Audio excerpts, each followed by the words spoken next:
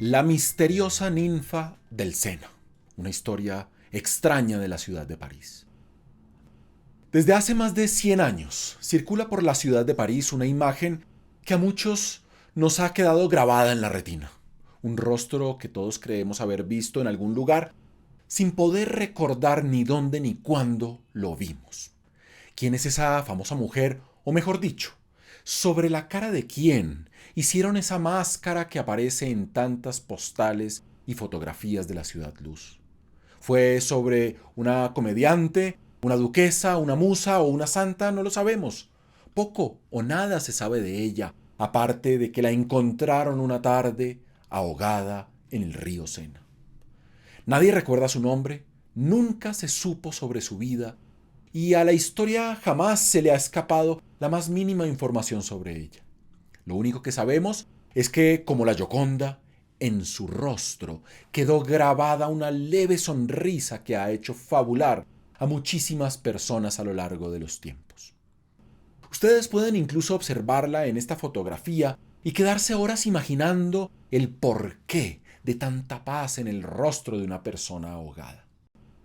Algunos se estarán incluso preguntando a qué mente mórbida se le ocurre hacer un molde con el rostro de una difunta, y me permito contarles que, al igual que hacían los aristócratas del Imperio Romano, en algunos lugares de Europa esta práctica aún existe. En Francia ya nadie osaría hacer algo semejante, pero durante el siglo pasado y antepasado muchas familias acostumbraban a guardar los moldes de sus ancestros. En el caso de nuestra fluvial Mona Lisa, la historia es la siguiente.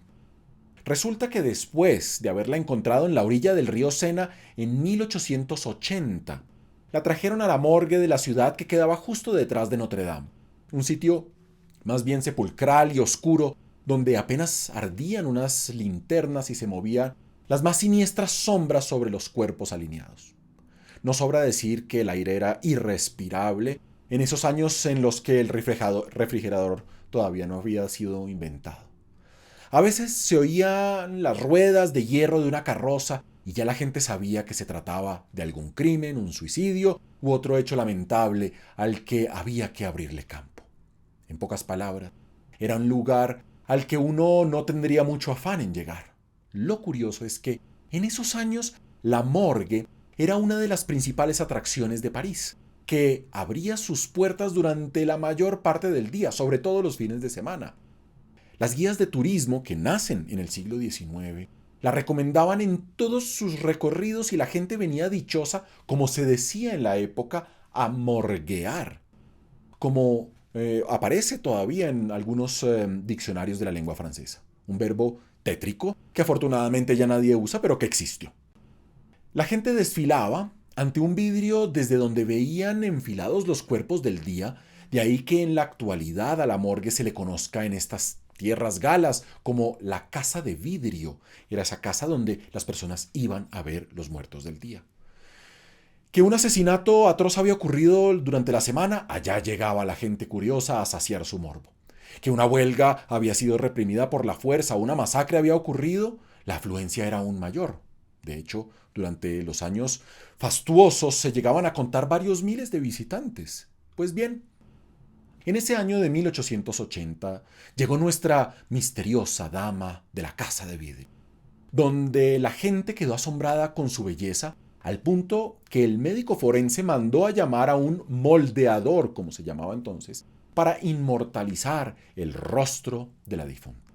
El artesano hizo 3 copias y se llevó una para exponerla en la vitrina de su taller. Desde entonces, la gente solía pasar a ver a la ahogada del Sena y a imaginar su pasado.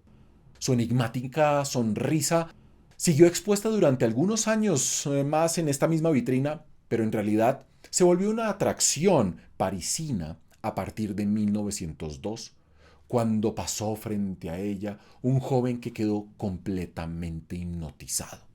Era nada más y nada menos que Rainer Maria Rilke, el gran poeta de la lengua alemana, que la convirtió en el personaje de su única novela Los cuadernos de Malte Lauritz Brick, en la que escribe esto, cito: el mouleur o el moldeador, el mouleur, delante de cuya puerta paso todos los días, ha colgado 2 mascarillas ante su puerta.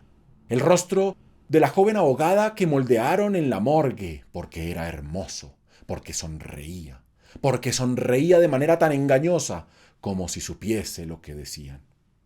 Comenzaba así la fama de la misteriosa ninfa del Sena que Rilke llevaría al otro lado del Rin, a Alemania y a Austria-Hungría. La mujer se convirtió en el símbolo erótico de toda una generación. Se hicieron varias copias más de la máscara que alimentaron la imaginación de otros autores como Vladimir Nabokov, Clergault, Luis Aragón, el poeta francés, y muchos otros. Todos ellos le escribieron una novela, un poema o una obra de teatro, como en el caso de Louis Ferdinand Céline. Cada uno le inventó un nombre distinto, una edad, un amorío. La imaginaron huérfana con el corazón roto o cándida como su sonrisa. Y todas estas historias la llevaron hasta el río Sena. Ese Sena que se la llevó un buen día y luego la devolvió para que la admiraran todos. Incluso le tomaron esas sensuales fotos con la mitad de su rostro en las sombras que vemos hoy en día en las tiendas de souvenirs de la Ciudad Luz. Todos ellos imaginaron su vida, la desearon e incluso se dice que la besaron. Nos gustaría saber más de ella, pero desafortunadamente supongo que, como siempre, su sonrisa no dirá más de lo que nos han contado los labios de la Gioconda de Da Vinci. Si les gusta este contenido, denle un like a este video, suscríbanse a nuestro canal de YouTube y recuerden que tenemos unas membresías con una cantidad ilimitada de horas de cursos y conferencias de historia. Chao, chao.